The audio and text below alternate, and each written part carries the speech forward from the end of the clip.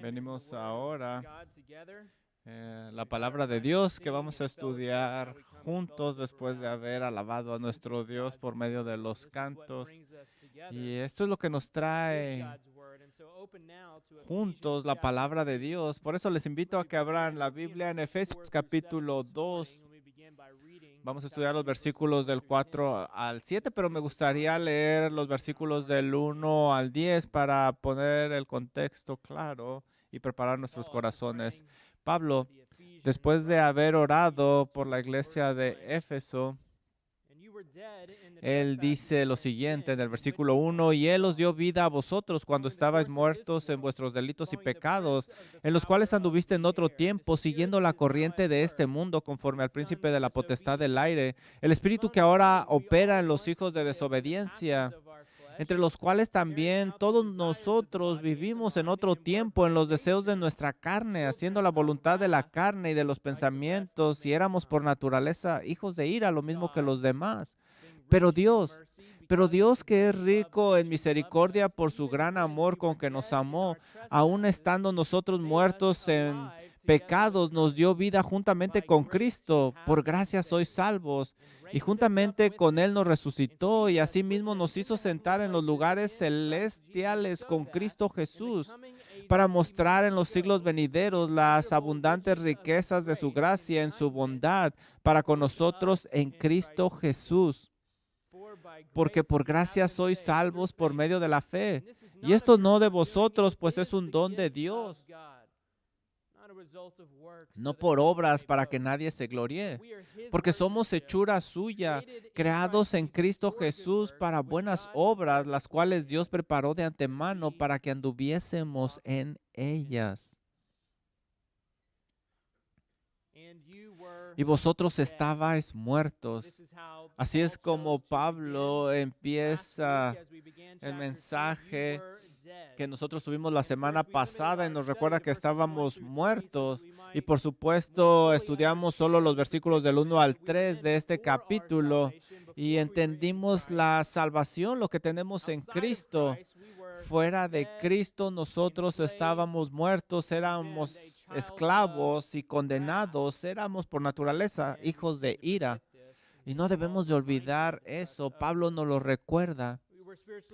Nosotros estábamos espiritualmente muertos y en este estado caminábamos como el patrón de este mundo, siguiendo no solo nuestros propios deseos carnales, sino también esos deseos de Satanás, el cual es el gobernante de esta era actual.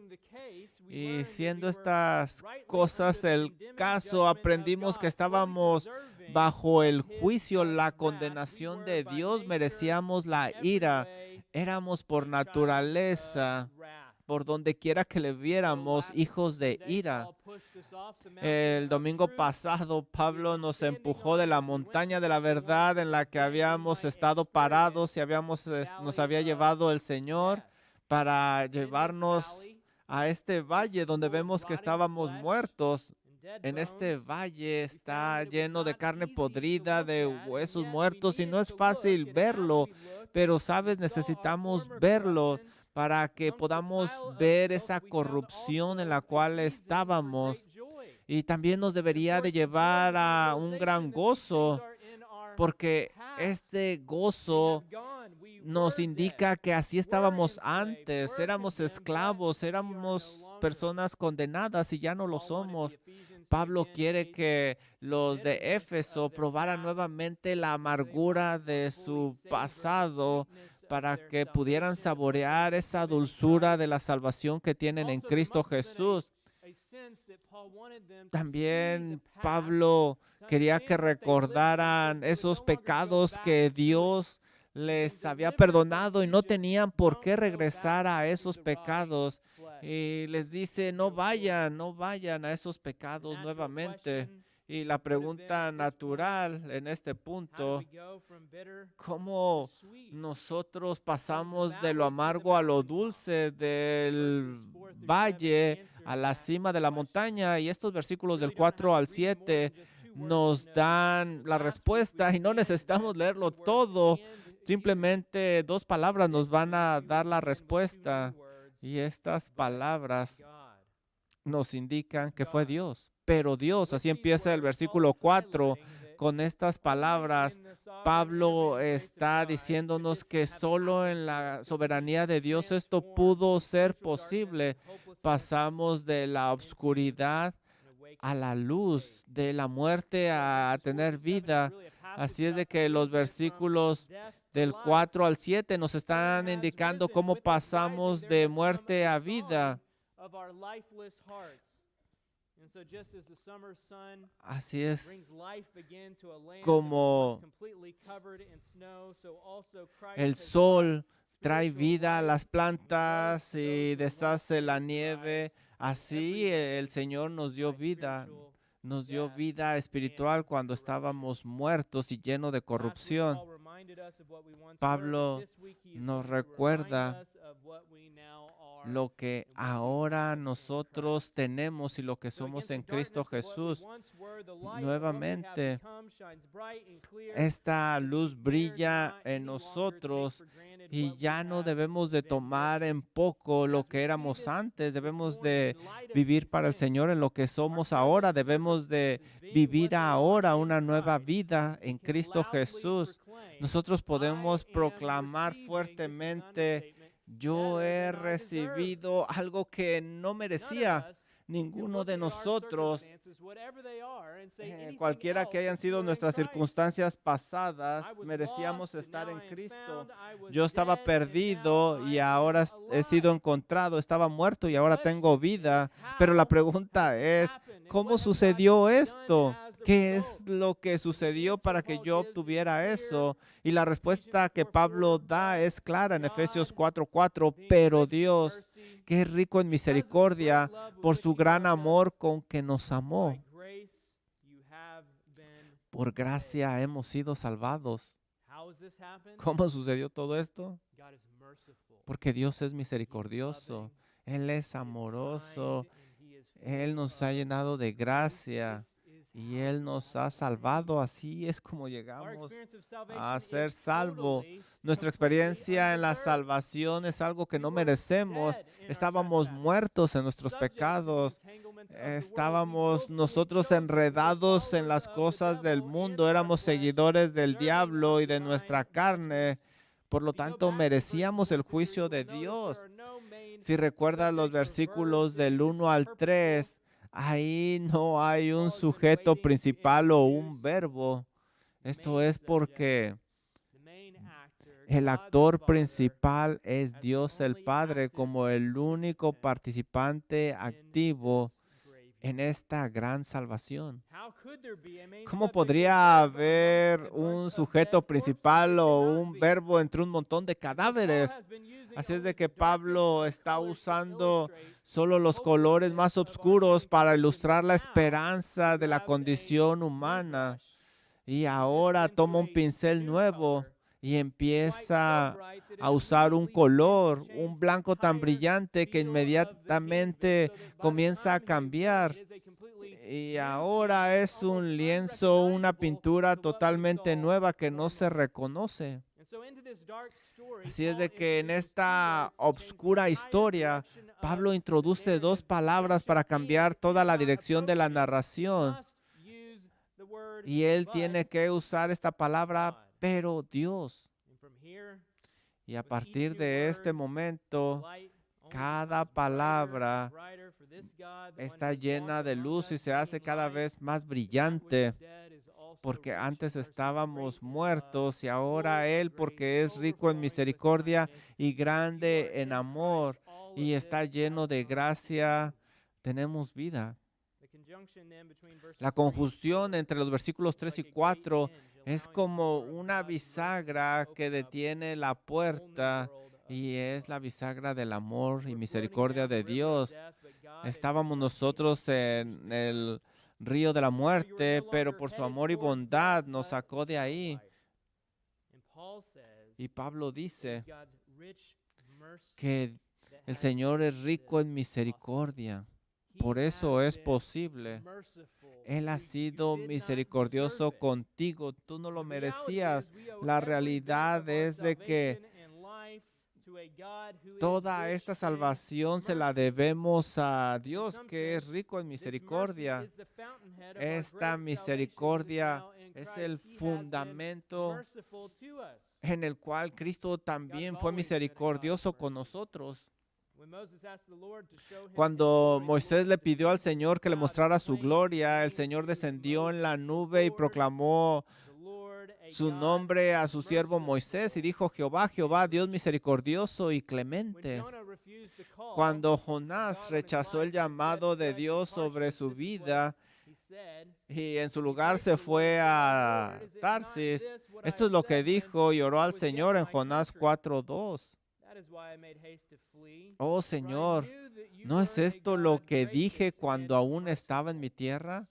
Por eso me apresuré a huir a Tarsis, porque sabía que eres un Dios clemente y misericordioso, tarde para la ira y grande en misericordia, y que se arrepiente de la calamidad. ¿De dónde se genera esta misericordia?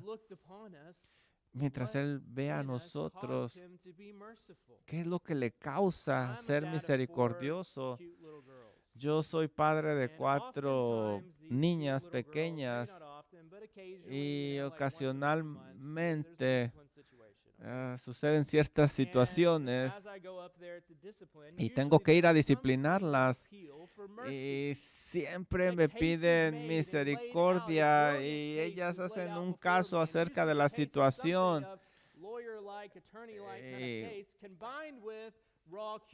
Ellas siempre hacen una combinación de argumentos y empiezan a probar su inocencia. Y la mayoría del tiempo me rindo porque son tan tiernas que producen una misericordia dentro de mí. Pero, ¿sabes? Lo interesante es que no hay nada hermoso en nosotros como en los pequeños niños, pero aún así Dios nos da de su misericordia. Nosotros somos pecadores, somos hostiles contra Él, pero aún así Él es misericordioso con nosotros. ¿De dónde viene esa misericordia? Pablo nos lo dice, Efesios 2:4, pero Dios, que es rico en misericordia, por su gran amor. Es su amor. Dios es misericordioso por su gran amor. Él nos ama, porque de tal manera amó Dios al mundo que dio a su Hijo unigénito.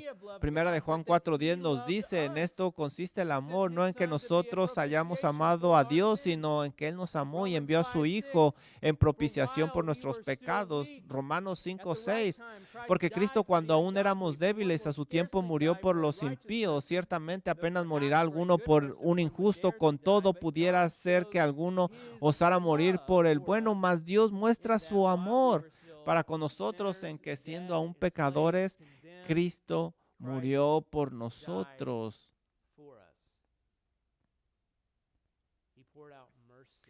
Él nos dio de su misericordia y es su amor el que impulsa a esa misericordia.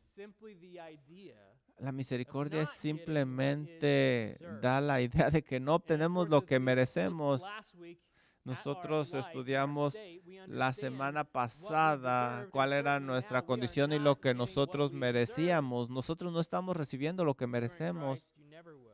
Y en Cristo tú nunca lo recibirás. Y es mejor porque no simplemente no estamos recibiendo lo que merecemos. Ahí hay algo más interesante. Estamos obteniendo gracia. Gracia.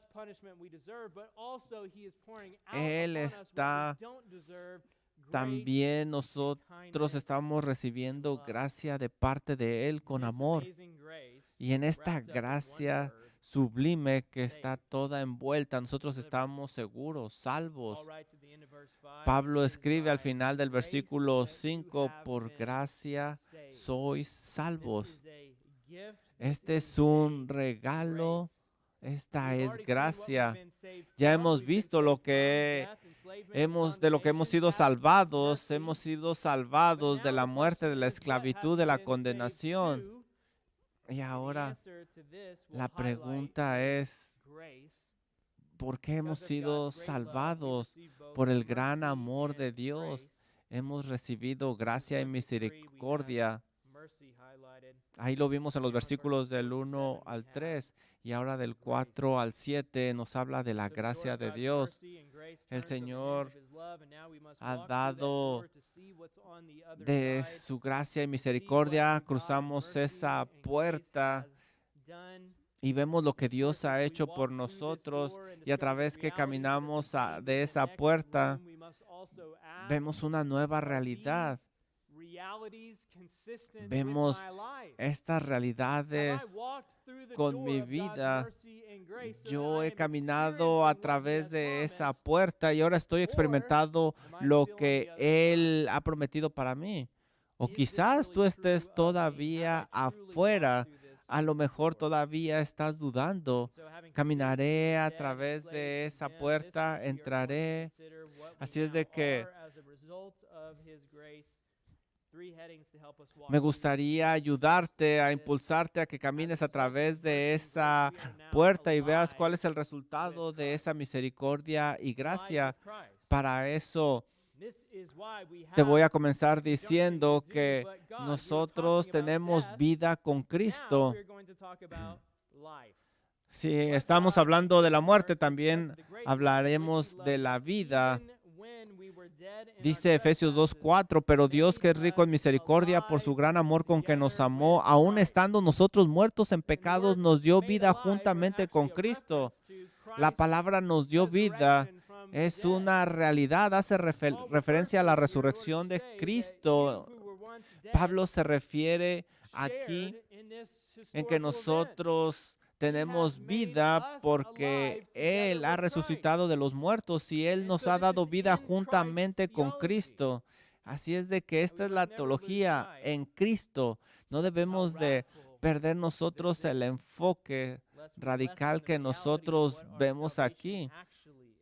La salvación no es una mera adición de moralidad o la eliminación de ciertas cosas malas que nosotros estamos poniendo de lado como hábitos malos. Salvación no es vestirse diferente, la salvación no es hablar diferente, no es ir a la iglesia o esto o aquello. Eso no es el cristianismo. Pablo nos recuerda que la salvación es mucho más poderosa y más significativa. Cristo no vino a arrastrar cadáveres, vino a darles vida.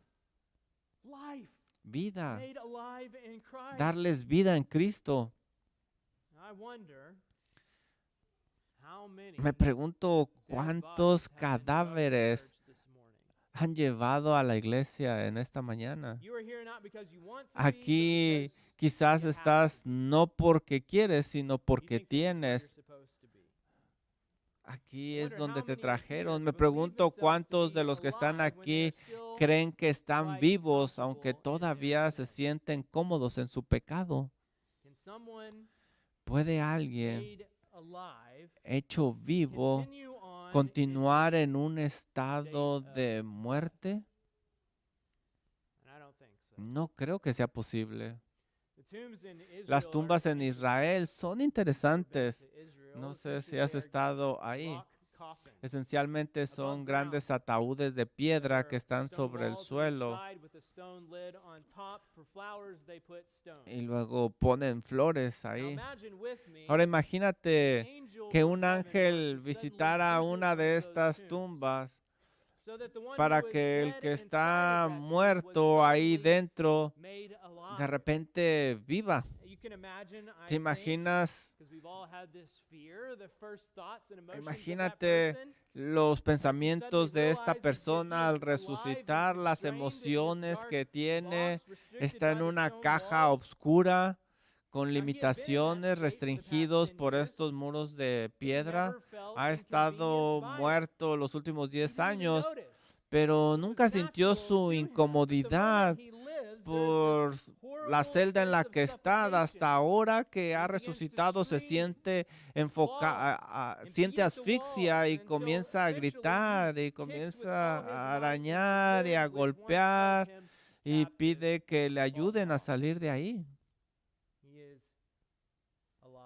Él ahora está vivo. Bueno, aquí tenemos una excelente ilustración para el incrédulo que también está lo suficientemente contento con su pecado, pero en el momento en que Dios le da vida, le trae a una nueva realidad. Se está sofocando. Él debe salir de esa oscuridad. Él debe de respirar aire. Tiene que caminar. Ahora tiene vida. ¿Puede alguien que está vivo continuar en un estado viviendo como muerto? No, no. Dios viene a vivir en el hombre y lo hace tener vida. Este es el trabajo del Espíritu Santo. Romanos 8:11 dice, y si el Espíritu de aquel que levantó de los muertos a Jesús mora en vosotros, el que levantó de los muertos a Cristo Jesús vivirá también vuestros cuerpos mortales por su Espíritu que mora en vosotros.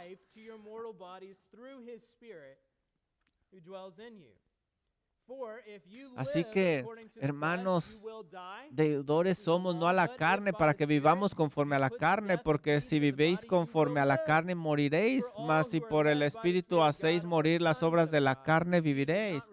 Porque todos los que son guiados por el Espíritu de Dios, estos son hijos de Dios.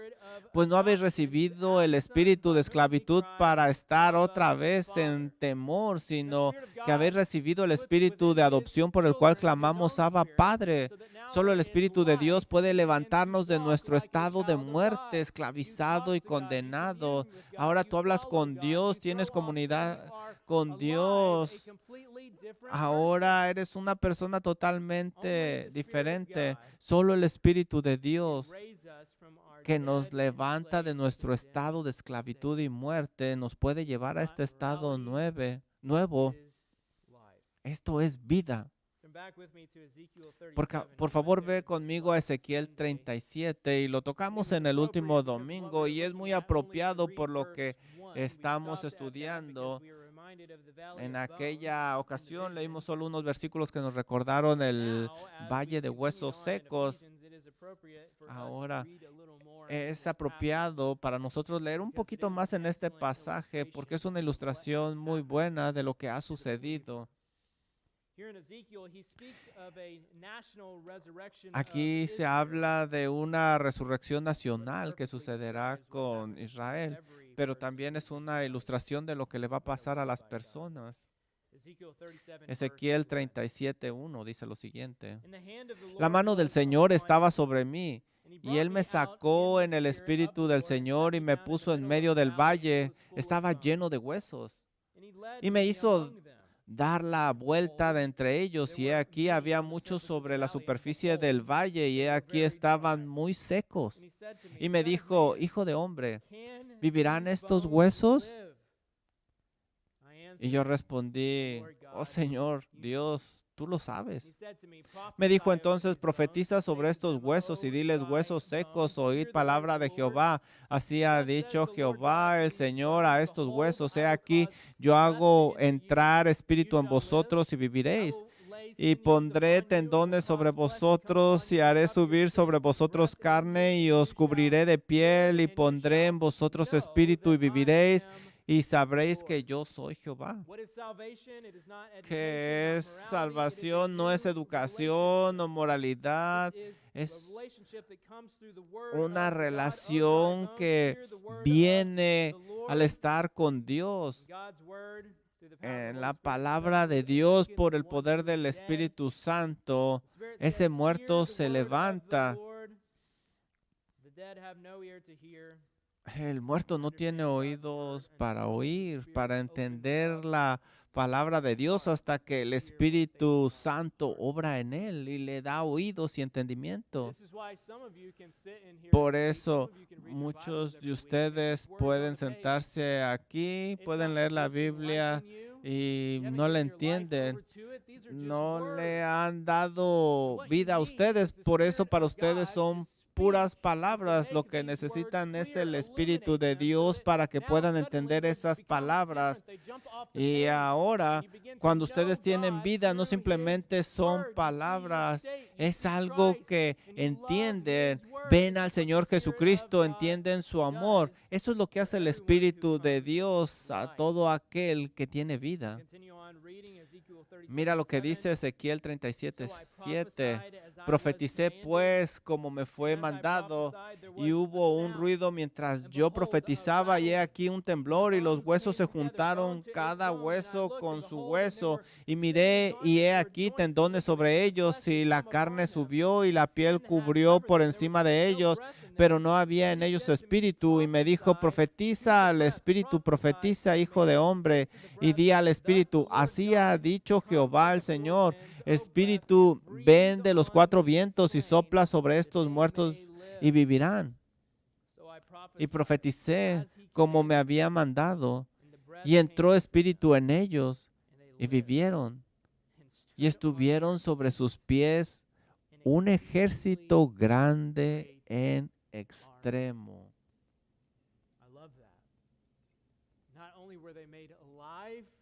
Me encanta esto, no solo fueron vivificados, sino que se convirtieron en un ejército sumamente grande. No simplemente tuvieron vida, se vistieron y se sentaron, no, se convirtieron en un ejército. Eran muchos. Muchos de nosotros estamos vestidos como civiles. No estamos en la batalla, no estamos vestidos de soldados como nos lo enseña aquí. Estamos en una guerra como enseña Efesios. Cada creyente debe de ser un soldado para Cristo. La idea aquí no es que simplemente profesamos tener vida, sino que realmente vivimos como si ya no estuviéramos muertos, vivimos en Él. Romanos 6:4 es un pasaje paralelo. Nos dice, por el bautismo fuimos sepultados juntamente con Él para muerte, a fin de que, como Cristo resucitó de los muertos por la gloria del Padre, así también nosotros andemos en vida nueva. Este es el Evangelio. Estabas muerto, pero Cristo te ha dado vida. ¿Y qué es la vida? Una verdadera vida, que vivas para Él. ¿Cómo sucedió esto? Pablo nos dice, por gracia. La salvación es simplemente por gracia. Sola gratia. Un favor inmerecido. No lo merecemos, en realidad es un favor. Como resultado de la misericordia y gracia de Dios hemos sido vivificados con Cristo. Estamos vivos. Y podemos detenernos aquí. Y esto sería suficiente. Tenemos todo lo que necesitamos y adorar al Señor por una eternidad. Podríamos terminar aquí el servicio. Pero hay más todavía. No simplemente nos dio vida con Cristo, pero nuestro segundo punto es que hemos resucitado con Cristo. Resucitado con Cristo. A veces esto es confuso y es como si fuera un lenguaje de resurrección, y sí lo es. Pero aquí se hace referencia a 13 eventos históricos. Uno es la resurrección y el otro es la ascensión. Y esta no es una redundancia. Él dice que ha sido resucitado y luego se refiere a otro evento histórico acerca de la ascensión.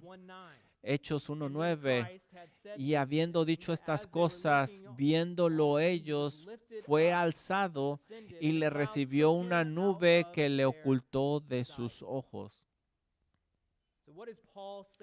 Entonces, ¿qué es lo que está diciendo Pablo? Él está diciendo que algo que va más allá de nuestra comprensión. Mientras los discípulos veían al Señor Jesucristo que subía en espíritu, ellos también ascendieron con Él. Y Pablo está escribiendo a Efesios 2:6, nos resucitó juntamente y da la idea de que también ascendimos con Él. Pablo nos lo dice en Efesios 2:6. Nos resucitó, nos levantó, nos ascendió.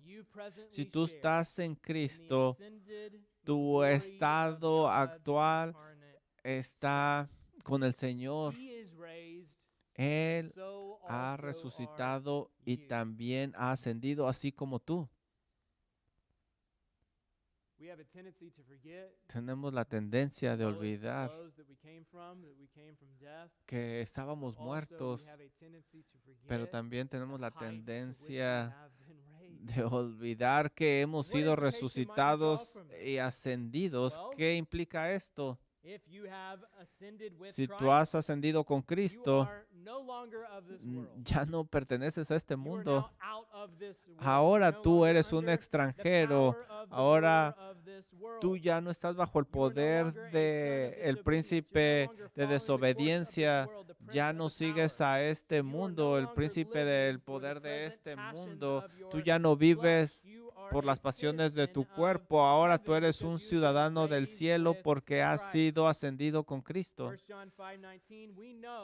Nosotros sabemos que somos de Dios y el mundo está bajo el maligno. Nosotros hemos sido ascendidos con el Señor, pero el resto está bajo la potestad del diablo, pero no nosotros, porque hemos sido resucitados. El sistema del mundo ya no tiene poder sobre nosotros, ni tampoco Satanás. Ya no tenemos que someternos a las tentaciones. Ya no tenemos que ceder a la carne. Quien ha dado su vida a Cristo ya sabe que está separado del mundo. Y esta es una realidad. Estamos en una guerra ahora. Ahora nos damos cuenta que no tenemos que someternos al mundo. A lo mejor somos torpes en algunas ocasiones y volteamos a ver lo que está sucediendo ahí. Y caminamos un poco en el mundo, nos separamos. Y a veces el mundo intenta cautivarnos. Y a lo mejor caemos en esos placeres del mundo, pero la realidad es que si tú estás ahí y tú te sientes cómodo, estás contradiciendo lo que se supone que pasó contigo. Entonces, tú en realidad has sido salvado porque el mundo ya no debería de tener poder sobre ti. Ahora tú estás en Cristo Jesús. Eso ya no debería de ser atractivo para ti. Y esto me lleva al tercer punto. No simplemente ha sido levantado con el Señor Jesús. También aquí dice que ha sido sentado con Cristo. Sentado con Cristo. Dice Efesios 2:6, y asimismo nos hizo sentar en los lugares celestiales con Cristo Jesús. El escritor a los Hebreos nos dice que Jesús, después de haber la purificación de los pecados, haber hecho la purificación de los pecados, se sentó a la diestra de la majestad en las alturas. Hebreos 8:1 dice, y nos recuerda, tenemos tal sumo sacerdote, uno que está sentado a la diestra del trono de la majestad en los cielos. La imagen es una que nos muestra la redención. En otras palabras, todo lo que se realizó en la salvación de los pecadores es en Cristo Jesús. Ahora Él está sentado en todo su esplendor a la diestra de su Padre. Pablo no nos está dando simplemente datos históricos, no simplemente nos está diciendo, mira dónde está Cristo, Él murió, resucitó, ascendió, ahora está sentado a la diestra del Padre. Y nos dice algo mucho más, tú estás allá con Él, tú has ganado ese puesto por Él, no por ti, para que nosotros vivamos para Él. Mira dónde estamos, Él nos ha dado vida, nos ha levantado, Él nos ha sentado allá.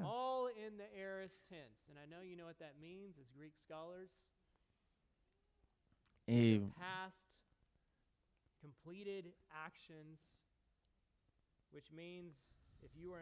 si tú estás en Cristo, esta es nuestra realidad presente. Estamos con Él. Tú has sido hecho una persona viviente con Él. Te ha levantado y te ha sentado con Él. Me imagino. Y si esto es verdadero para ti, debe de haber una diferencia visible en tu vida. Si tú has sido resucitado, si has sido levantado, si estás sentado con Él, debe de haber una diferencia en tu vida. Estos son algunos privilegios increíbles que tenemos. ¿Qué significa estar sentado con Él? Simplemente piensa en la palabra acceso. Los que están sentados con Cristo tienen acceso al Padre a través de Él. Ahí es donde estás tú, sentado con Cristo, sentado a un lado del Padre. Tú puedes ir al Padre y tener comunión con Él a través de Cristo en Cristo. Tú tienes acceso a Dios. Y nosotros ya vimos que si el Espíritu Santo mora en ti, tú dices, Abba Padre. Piensa en los recursos que tienes. Estás sentado en los lugares celestiales. Ahora hemos usado este idioma o estas palabras un par de veces. Ve conmigo a Efesios 1:3. Bendito sea el Dios y Padre de nuestro Señor Jesucristo, que nos ha bendecido en Cristo con toda bendición espiritual en los lugares celestes. Y otra vez en la oración de Pablo, fíjate lo que dice Efesios 1:19. Pablo ora para que sepan cuál es la supreeminente grandeza de su poder para con nosotros los que creemos, según la operación del poder de su fuerza, la cual operó en Cristo, resucitándole de los muertos y sentándole a su diestra en los lugares celestiales. Sobre todo principado, ahí es donde está autoridad, poder, señorío y sobre todo nombre que se nombra sobre no solo en este siglo, sino también en el venidero, y sometió todas las cosas bajo sus pies y las dio por cabeza sobre todas las cosas de la iglesia. Pablo continúa usando esta frase 2 veces más en Efesios 3:10 y luego en Efesios 6:12 dice, porque no tenemos lucha contra sangre y carne, sino contra principados, contra potestades, contra los gobernadores de las tinieblas de este siglo, contra huestes espirituales de maldad en las regiones celestes. Tenemos recursos celestiales, recursos se te han dado por esa batalla espiritual que el Señor ha ganado. Y esto nos recuerda que cualquier cosa que sea la tentación, tú estás sentado con Cristo Jesús en los lugares celestes, más allá que cualquier fuerza espiritual que pudiera venir contra ti. Estamos sentados en Cristo Jesús y eso es más que suficiente. ¿Por qué? ¿Por qué hizo esto? ¿Por qué propósito? Versículo 7, para mostrar en los siglos venideros las abundantes riquezas de su gracia en su bondad para con nosotros en Cristo Jesús. ¿Por qué? Porque en cada época que pasó, estamos y vendrá, El Señor levanta gente de los muertos y muestra su misericordia por amor. Él quiere que veamos las riquezas abundantes de su gracia que están en Cristo Jesús. La vida transformada de los creyentes aquí y ahora y más tarde en el cielo nuevo y la tierra nueva debe de ser exhibiciones de la gracia transformadora y el amor de Dios. Y veremos la próxima semana que somos hechura suya. Él está creando en nosotros personas nuevas. Y estamos en Cristo Jesús haciendo esto posible. Esto nos ha preparado para la mesa del Señor. Se nos ha recordado lo que éramos y ahora lo que somos. Podemos olvidar fácilmente que éramos esclavos muertos, pero ahora se nos ha recordado algo que es fácil de olvidar, de dónde venimos y dónde estamos ahora, lo que significa la salvación. Y en el corazón de esa realidad, de esa transición, el Señor está trabajando en nosotros por esa obra redentora de Cristo Jesús. Ahí es donde nosotros vemos las riquezas que no se pueden medir de Él. Vamos a orar para recordar esto. Padre, venimos delante de usted sin nada que ofrecer. Señor, no tenemos nada que ofrecer, pero usted nos ha dado tanto que no merecemos. Señor, ayúdenos a recordar con sinceridad lo que su Hijo Jesucristo ha hecho para que esto sea posible en amor. Ese amor no simplemente nos ha hecho nuevos, sino que nos ha dado vida y ahora lo recordamos, Señor. Todo eso es labor de su Hijo, su amor, su perdón. Señor, oro para que caminemos en esa verdad, en Cristo Jesús. Amén. Déjame darte algunos recordatorios. Primero, esta mesa del Señor es para creyentes nada más. Si tú estás aquí, si te has arrepentido de tus pecados y has puesto tu fe en la obra redentora de Cristo Jesús, ahora tienes vida. Esta participación de la mesa del Señor es para ti. Pero si no, si estás confiando en tus propias obras, la palabra de Dios es clara. Esto no es para ti. Y te pediría que te abstuvieras de participar. Segundo, debo de recordarles que esta mesa del Señor no es un momento para recordar una doctrina específica o una verdad teológica, sino a Cristo Jesús, la persona. Esta es la mesa del Señor. Así es de que venimos esta mañana a recordar que Él realmente vino y murió por nuestros pecados. En tercer lugar, me gustaría recordarles que tú mismo no puedes traer nada. No has traído nada a esta mesa. Tú estás recibiendo los elementos. El Señor dio su cuerpo, su sangre, para que nosotros por fe tuviéramos vida. Y eso nos recuerda que la salvación es por fe y es una obra del Señor Jesús. Y por último, déjame recordarte que tú aquí no estás solo. Esta no es una mesa que se sirve para uno. Esta es una mesa que se sirve para la iglesia, para todos nosotros. Y eso nos recuerda que hemos sido unificados en Cristo. Este es un tiempo especial. Como recordatorio de esto, leí un libro de Charles Spurgeon y él estaba hablando con alguien después de la comunión que tuvo por primera vez con alguien. Spurgeon comienza la pregunta diciendo: espero que se encuentre bien, Señor.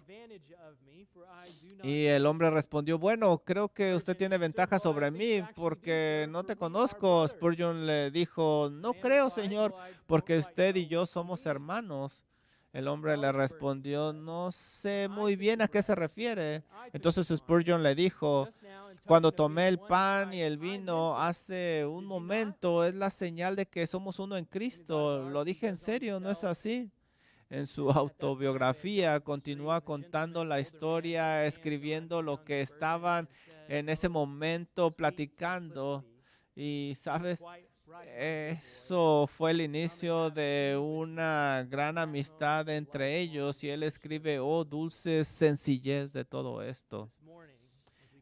Esta mañana, mientras venimos a la mesa del Señor, nosotros tomamos como hermanos en Cristo Jesús. Estamos en Él y tenemos acceso a la plenitud de Él que nos llena. Yo te recuerdo que tomes la copa y recuerdes que estás aquí por el Señor y para el Señor. Recuerda el significado de lo que significa esto. Mientras los sugieres pasan, permíteme orar. Nuevamente, Señor, gracias por este tiempo, que tomemos y participemos en una manera adecuada, recordando lo que usted ha hecho por nosotros. Padre, estamos aquí sin nada que ofrecer. Usted lo ha hecho todo y eso nos anima en esta mañana. Oramos en Cristo Jesús. Amén.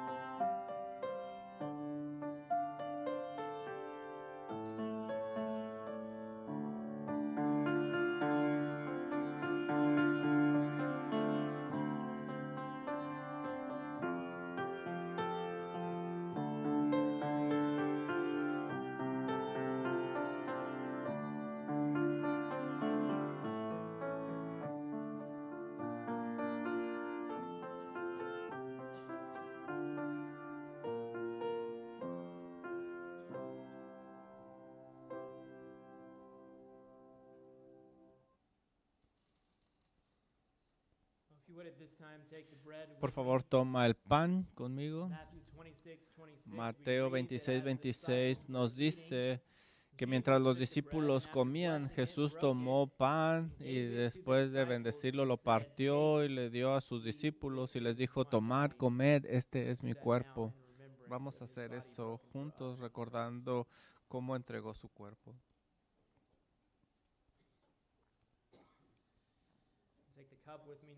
Por favor, toma la copa conmigo.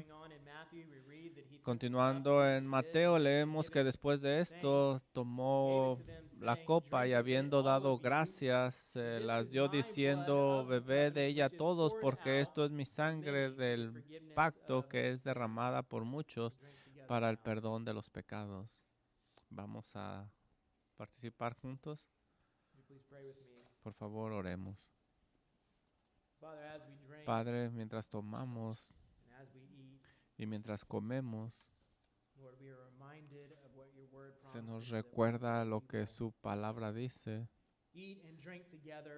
que un día comeremos y beberemos juntos en un cielo nuevo, en su reino.